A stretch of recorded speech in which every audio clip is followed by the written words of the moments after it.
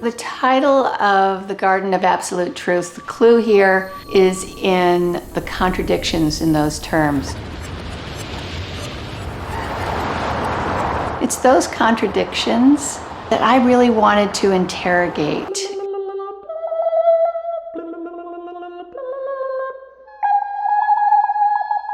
I want us to kind of get beyond the whole idea of clinging to a single narrative and get to understand that contradictions can be an asset and that they can actually enrich a narrative.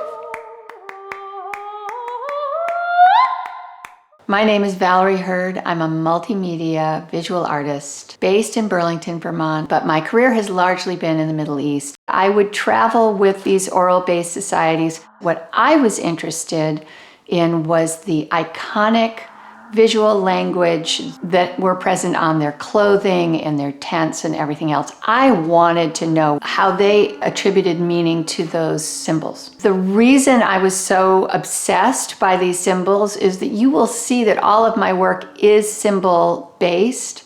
It is filled with iconography that is important to me and has a meaning to me. The thing about that language is it's super fluid. So it changes its meaning all the time, and it has multiple meanings, which is the whole point of my work. It's narratively based, but open to multiple interpretations.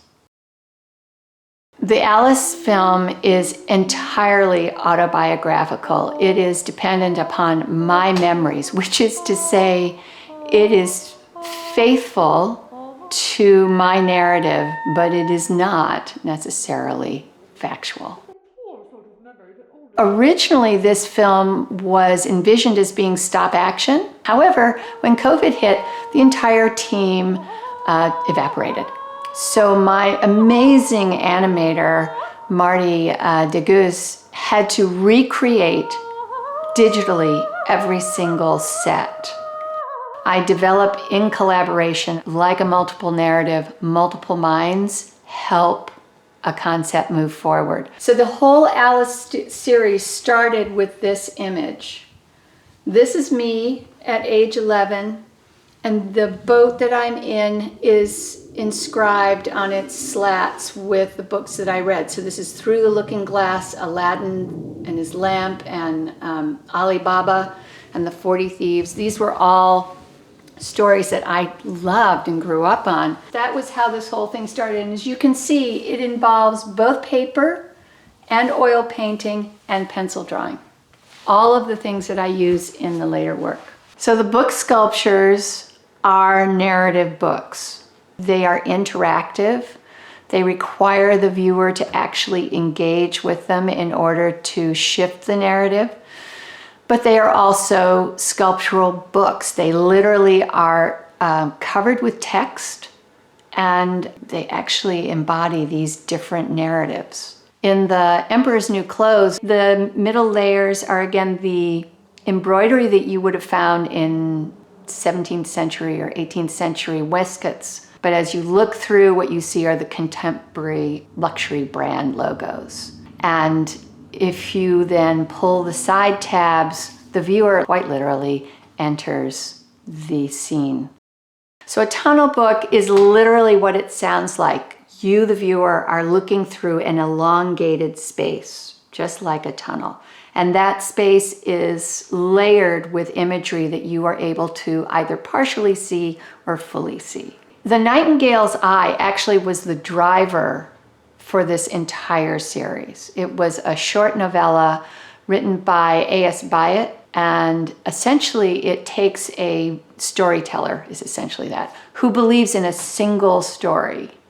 And she meets a genie who opens her mind to these multiple realities. There is a top viewing and another side viewing. I won't go into what happens there, but everything slightly shifts in that box. So it's up to the viewer to figure out whether they can find the differences. So over the course of the 25 years of traveling with these tribes, I listened to and documented quite a few different origin myths. Again, I'm fascinated by these multiple truths. Every one of them was the truth according to the family I was with.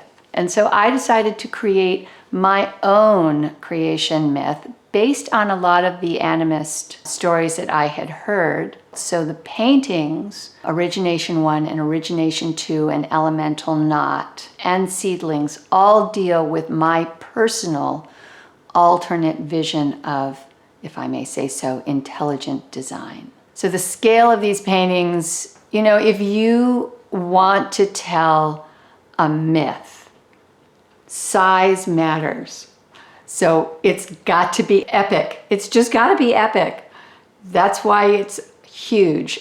When you look at the source code installation, that is my mind turned inside out. You will be able to visualize how my mind works literally through those drawings. Some of my narrative thoughts travel into they spark other ideas. Some of them are complete and some of them totally peter out into a blank space. They're all of my partial narrative thoughts and partial truths. So my question to the viewers, and I wish you would write me either on my Facebook page or on my Instagram page. What I have given you are the stories that impacted me as a child and continue to resonate with me as an adult. What I'd like to know is, what are the stories that you read and what is it that you remember about them?